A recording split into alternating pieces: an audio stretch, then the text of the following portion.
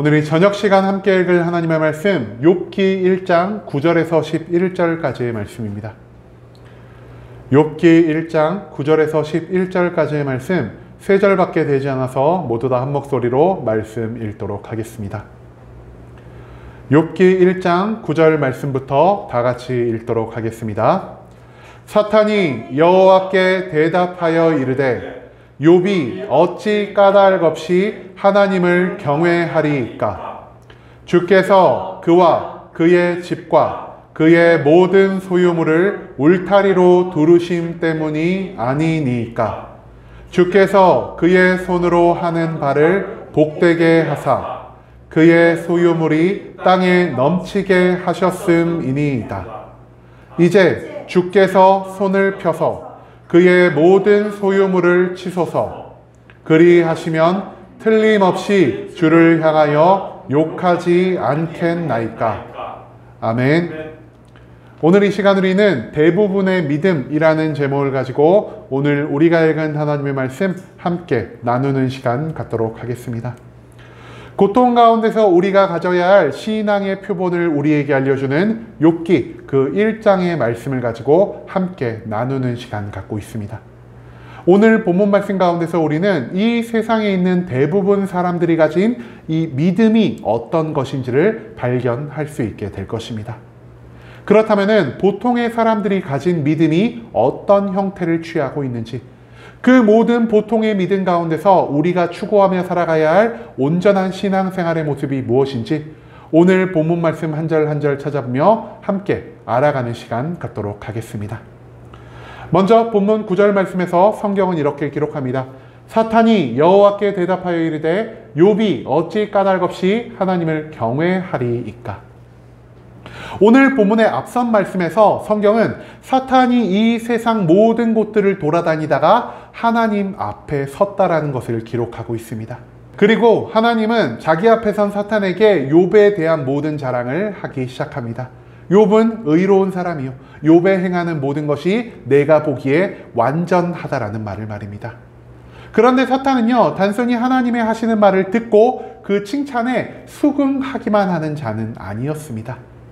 사탄은요, 자기가 이 세상을 돌아다니며 보고 관찰하고 깨달은 인간의 모든 습성을 통해서 하나님의 자랑을 날카롭게 반박하기 시작했다라는 것이죠.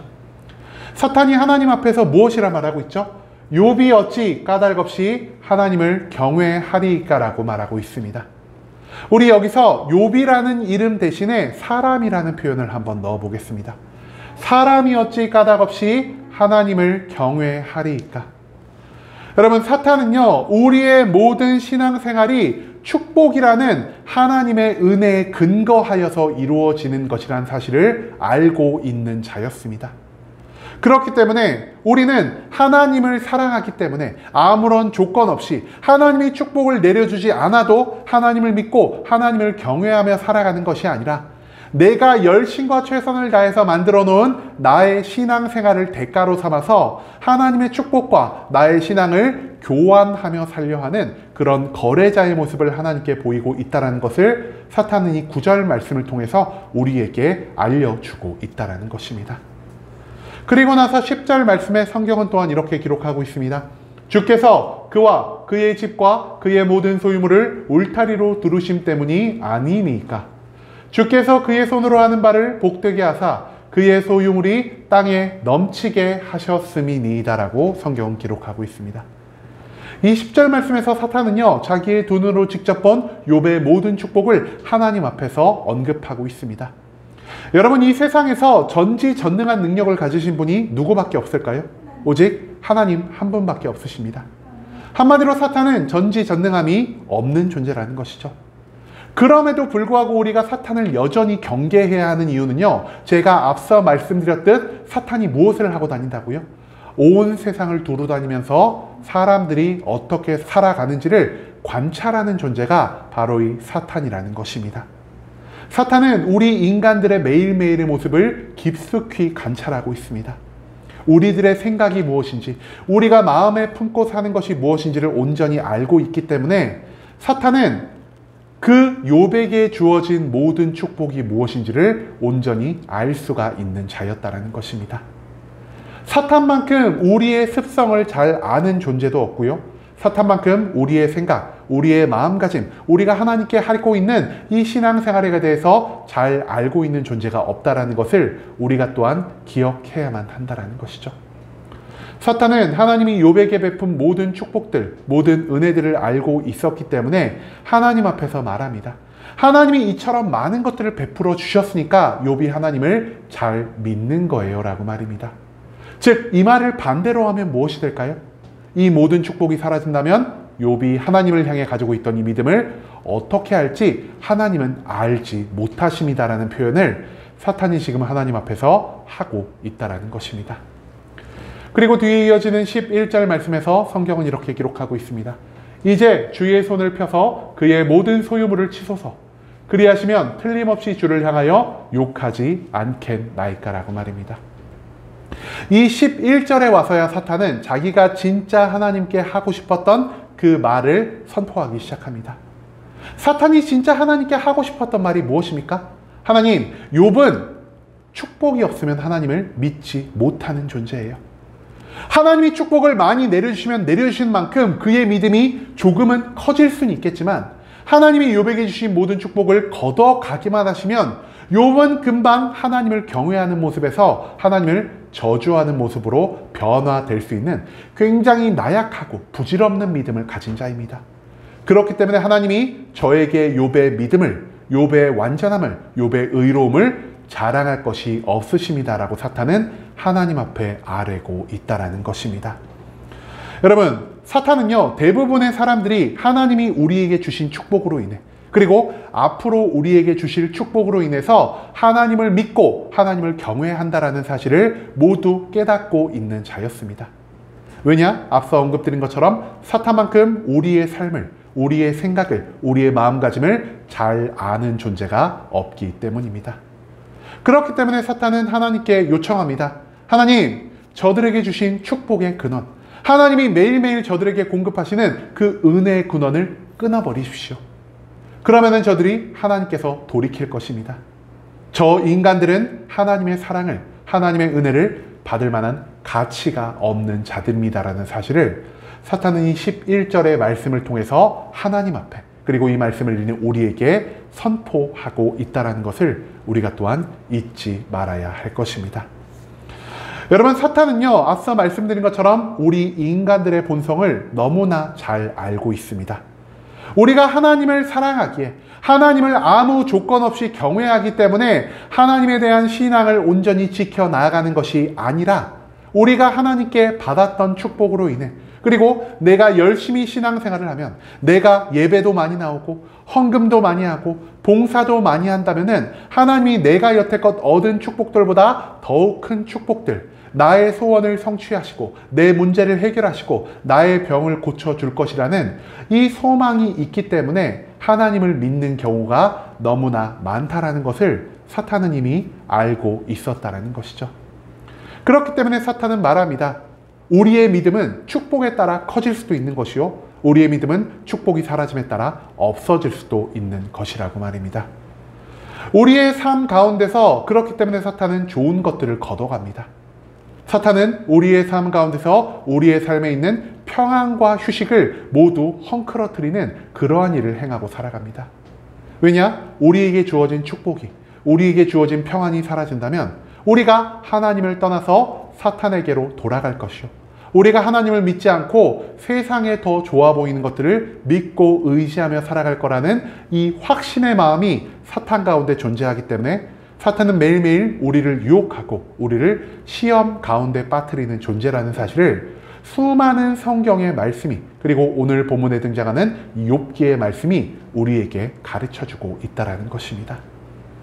여러분, 우리는 성경의 수많은 말씀을 통해서 사탄이 어떤 존재인지, 사탄이 우리를 왜 유혹하는지, 사탄이 우리를 어떻게 유혹하는지에 대한 그 모든 것들을 이미 알고 있는 자입니다. 왜 우리가 사탄이 우리를 시험하고 사탄이 우리를 유혹하고 사탄이 하나님이 우리에게 주신 모든 축복을 걷어갈 수 있는 능력이 있는 존재임을 알고 있음에도 불구하고 매일매일 우리는 사탄의 시험에 사탄의 유혹에 빠져 살아갈 수밖에 없을까요? 그 이유는 사탄이 하나님 앞에 아랜 이 인간의 습성이 사실 참된 말씀이기 때문입니다. 우리 인간은요, 축복이 아니고서는 하나님을 좀처럼 믿으려 하지 않는 자들입니다. 하나님께 내가 무언가 좋은 것을 얻을 수 있다라고 생각해야지만 이 교회로 나올 수 있는 자들이 바로 우리들이고요. 하나님이 우리의 문제를 해결해 주실 수 있다라는 이 소망이 있어야지 교회 안에서 수많은 활동을 하고 내가 하나님을 믿는 믿음을 끝까지 유지해 나아갈 수 있는 것이 바로 우리 인간의 연약하고도 헛된 믿음이라는 사실을 우리가 인정할 수 있기를 소망합니다. 또한 우리가 삶의 모든 상황 가운데서 축복이 없더라도 나의 삶의 모든 상황 가운데서 고난이 찾아오더라도 끝까지 하나님을 붙들고 끝까지 하나님을 믿고 의지하며 나아가는 자들이 우리들 가운데서 정말 소수밖에 없기 때문에 사탄은 우리를 넘어뜨리는 가장 편안한 방법으로 사탄은 우리를 무너뜨릴 수 있는 가장 효율적인 방법으로 하나님이 우리에게 주신 모든 축복들을 거둬가는 방법을 사용하고 있다는 사실을 우리는 오늘 말씀 가운데서 찾아내야만 한다는 것이죠. 그렇다면 과연 이 사탄의 유혹 가운데, 사탄의 시험 가운데서 우리가 어떠한 삶을 살아야만 이 모든 유혹을, 이 모든 시험을 온전히 이겨낼 수가 있겠습니까? 사탄이 생각하고 사탄이 판단하고 있는 우리 삶의 모습에서 온전히 벗어나야만 우리가 사탄의 유혹에서 온전히 굴복하지 않을 수 있다는 사실을 우리가 또한 기억할 수 있기를 소망합니다. 사탄이 우리를 어떻게 바라보고 있죠? 축복 하나에 우리의 믿음을 흔들리는 존재. 축복이 있으면 우리가 하나님을 잘 믿고 축복이 없으면 하나님을 안 믿는 그런 존재로 사탄이 우리를 오해하고 있을 때가 있습니다. 그렇기 때문에 우리는 축복의 여부와 상관없이 매일매일 하나님을 온전히 신뢰하고 우리가 하나님께서 온전히 떠나지 않는 삶을 살아가야 한다는 사실을 우리가 또한 오늘 말씀 가운데서 배워야만 할 것입니다. 하나님이 내가 죄가 있든 죄가 없든 나의 모든 모습을 사랑하시고 여전히 나에 대한 은혜와 축복을 거두지 않으시는 것처럼 나 또한 모든 상황 가운데서 여전히 나를 사랑하시는 그 하나님을 사랑하며 나아갈 때 내가 어떠한 조건이 없더라도 매일매일 하나님을 온전히 경외하며 살아갈 때 그제야 나는 사탄의 유혹에서 절대 흔들리지 않는 온전하고 굳건한 믿음을 가질 수 있게 된다는 것이죠. 여러분, 찬양 가사 중에서 제가 굉장히 좋아하는 찬양의 가사가 있는데 그리 아니하실지라도 감사해요. 주님 뜻을 믿기 때문이죠. 라는 이 찬양의 가사가 있습니다. 즉 우리가 사탄의 유혹을 벗어날 수 있는 유일한 방법은요.